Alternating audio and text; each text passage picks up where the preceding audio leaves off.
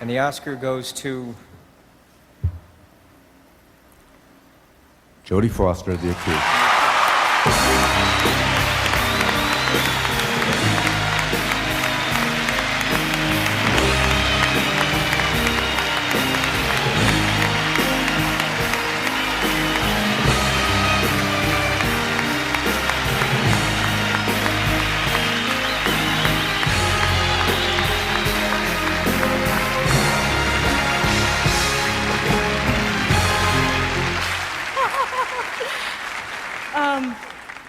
This is such a big deal, and my life is so simple. There are very few things. There's love and work and family, and this movie was so special to us because it was all three of those things. And I'd like to thank all of my families, the tribes that I come from, the wonderful crew on The Accused, Jonathan Kaplan, Kelly McGillis, Tom Topor,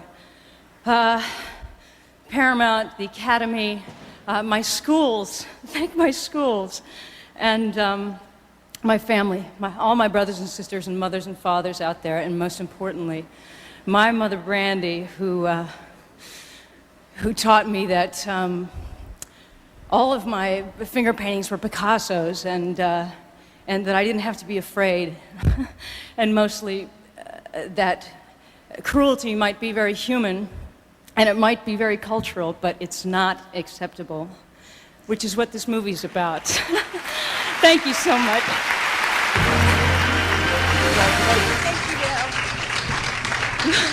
Woo, they make these high.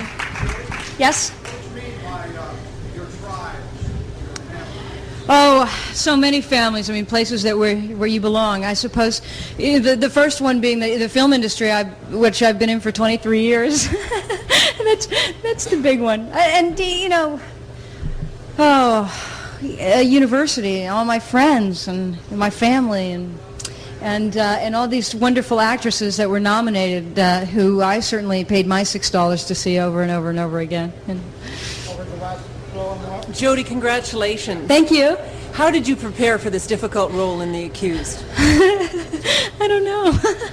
I mean, I read, you know, I obviously read all the red material and all of that. But I don't think there's really any way emotionally that anybody could prepare for it, really. Mostly, the only way I usually prepare for movies is to feel very good about myself so that I can make a fool of myself and not feel uncomfortable, you know?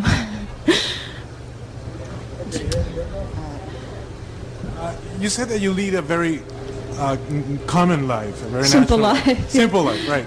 Can you elaborate a little more on that? You have a husband and. Well, that's easy. I don't do anything, but I like it that way. I mean, I think that I've kind of figured out what makes me happy, and it seems to be very basic things.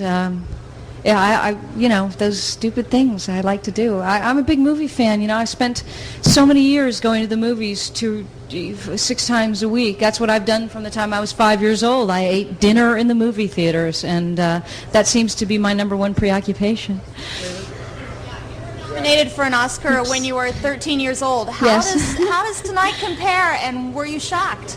Yeah, well, it was very different. I mean, first of all, I knew that a grown-up would win. You know, I knew that when I was 12, and I certainly didn't have any of those expectations. Not to say that I was, you know, over-expectant tonight either, because I still have that kind of inferiority complex. But it was, I don't know. I guess it means that I'm an adult somehow. I don't know why, but it means that I'm an adult, and that's kind of freaks me out. Congratulations, first of all. Thank you, David. I told you what happened. See, Yeah. didn't I? Just moments ago.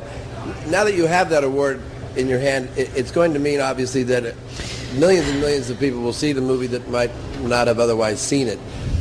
What do you hope that they get from it?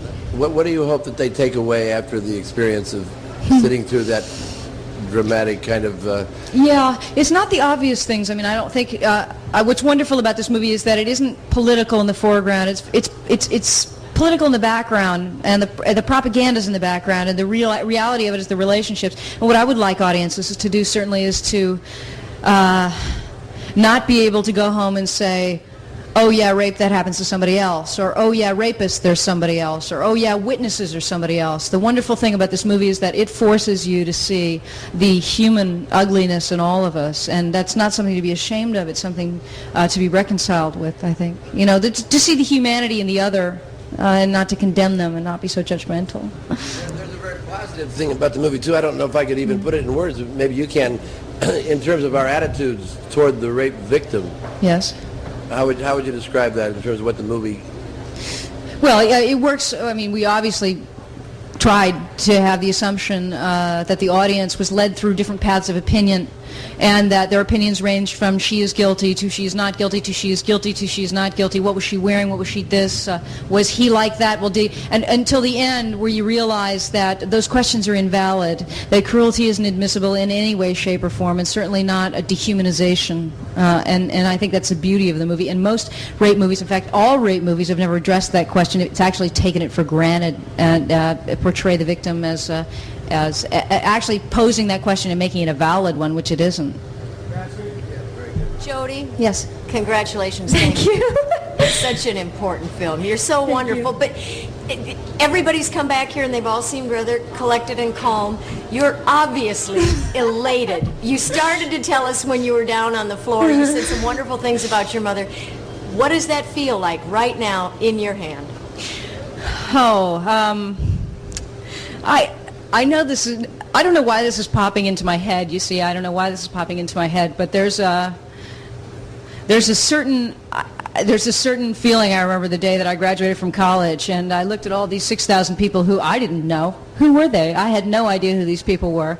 And I said, you know, what was all this? So now I go home, and I looked at my mom's face, you know, in like the 6th row, and it was raining, and my whole family was there, and she had consulted on what she was going to wear, and there was this huge smile on her face, and somehow I felt as if I had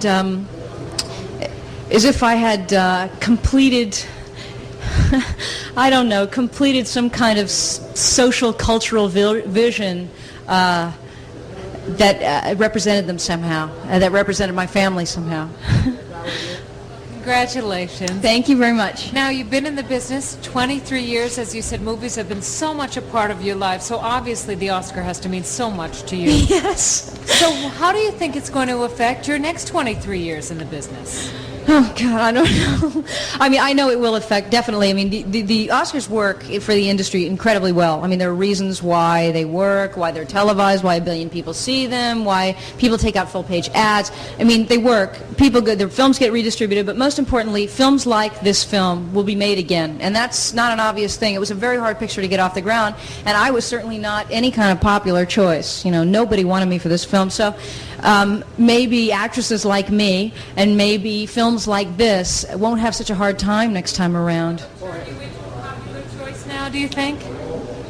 I don't know. I don't know. I don't know. I've never been that popular. So, Chris, got any questions? About the last choice? No. Jodie, well, being an intellectual and the fact that you don't live in Hollywood, I wonder if you're... Yes, I do. Well, I live in the Valley now, but don't we all? I grew up in Hollywood, right smack in the middle there, right next to the Hollywood Bowl. Your reaction now to the Academy Award, was it what you had thought before? What were your thoughts about the Academy Award and now that you have it?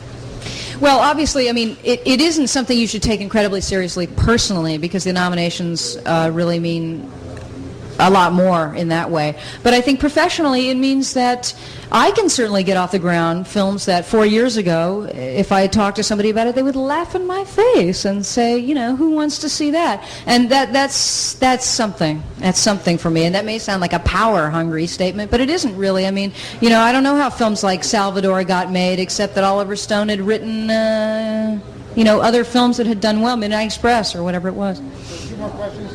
Can you tell us how you plan to celebrate, and do you have a spot for that? Do I have a spot for it? No. No, I don't, but I think I'll just carry it around for a while. Although I'll tell you what, I rented like 3 videos last night at the video place, and they said that if I brought this in, I would get them free. So you can bet this is going back to the store tomorrow. Yes? Say that Sydney wanted to send you her congratulations. Oh, Lisa! How you doing? Me too. Thank you. Thank you. At the Golden Globes, you mentioned that you felt like you were a kid of the Partridge Family because all the people are nominated. How do you feel now? Well, I'm sure they all feel that way. I mean, I just feel as if I've just been so lucky. And you know how when you're incredibly lucky, you think you don't deserve it, and you know that like somebody's going to take your hand out of those peanuts any day and say, you don't belong here, get out of here. I don't think it's going to sink in for like at least 6 more years.